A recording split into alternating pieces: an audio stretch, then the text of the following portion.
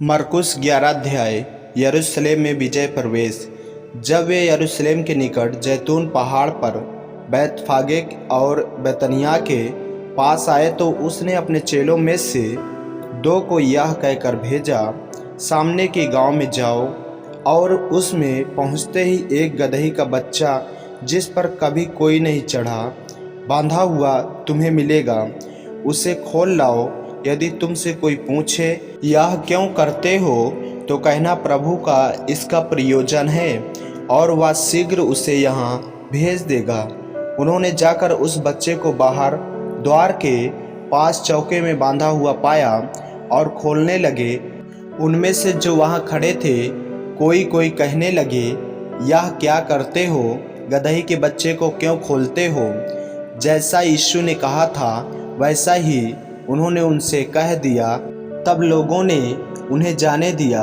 उन्होंने बच्चे को यीशु के पास लाकर उस पर अपने कपड़े डाले और वह उस पर बैठ गया।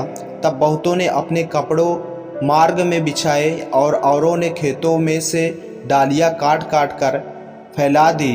जो उसके आगे आगे जाते और पीछे पीछे चलते आते थे, पुकार पुकार कर कहते जाते थे, होसन्ना, धन्य है वह जो प्रभु के नाम से आता है।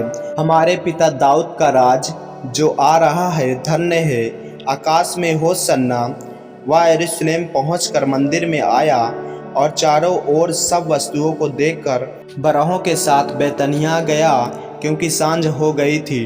फल रहित अंजीर का पेड़। दूसरे दिन जब वे बैतनिय्याह से निकले तो उसको भूख लगी।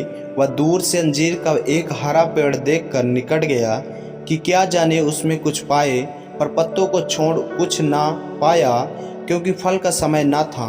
इस पर उसने उससे कहा, अब से कोई तेरा फल कभी न खाएगा। और उसके चेले सुन रहे थे। मंदिर से व्यापारियों का निकाला जाना। फिर वे यरूशलेम में आए और वह मंदिर में गया और वहाँ जो लेन देन कर रहे थे उन्हें बाहर निकालने लगा, और सर्पों के पीढ़े और कबूतर बेचने वालों की चौकियाँ उलट दी, और मंदिर में से किसी को बर्तन लेकर आने जाने न दिया। और उपदेश करके उनसे कहा, क्या यह नहीं लिखा है कि मेरा घर सब जातियों के लिए प्रार्थना का घर कहलाएगा, परंतु तुमने इसे डाकुओं की खो बना दी है। यह सुनकर प्रधान याजक और शास्त्री उसके नाश करने का अवसर ढूंढने लगे, क्योंकि वे उससे डरते थे, इसलिए कि सब लोग उसके उपदेश से चकित होते थे। सांझ होते ही वे नगर से बाहर चले गए, सूखे अंजीर के पेड़ से शिक्षा।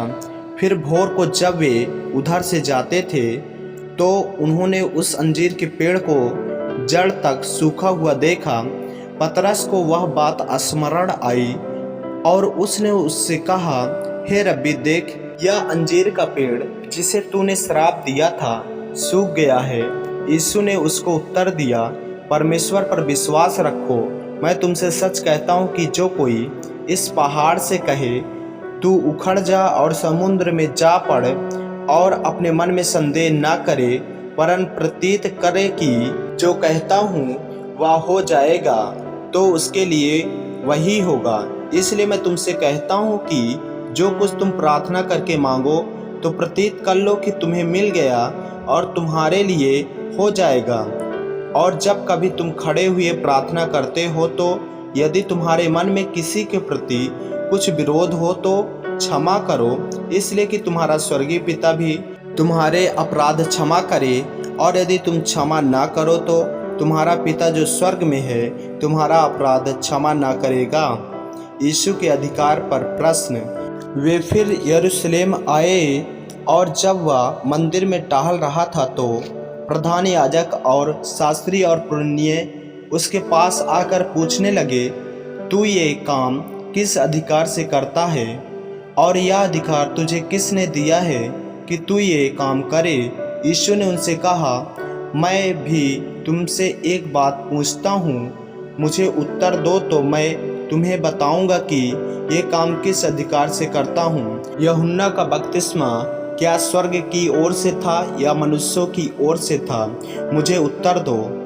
तब वे आपस में विवाद करने लगे कि यदि हम कहें स्वर्ग की ओर से तो वह कहेगा फिर तुमने उसकी प्रतीति क्यों नहीं की, और यदि हम कहें मनुष्यों की ओर से तो लोगों का डर है, क्योंकि सब जानते हैं कि यूहन्ना सचमुच भविष्यवक्ता था। अतः उन्होंने यीशु को उत्तर दिया, हम नहीं जानते। यीशु ने उनसे कहा, मैं भी तुमको नहीं बताता कि ये काम किस अधिकार से करता हूँ। आमीन। मेरे प्रियो, यदि आप इस चैनल पर नए हैं, यदि आपने अभी तक हमारे चैनल को सब्सक्राइब नहीं किया है तो हमारे चैनल को सब्सक्राइब करें और बेल आइकन के बटन को दबाएं ताकि वीडियो रोजाना आप तक पहुंच सके। जय मसीह की। प्रभु आपको आशीष दे।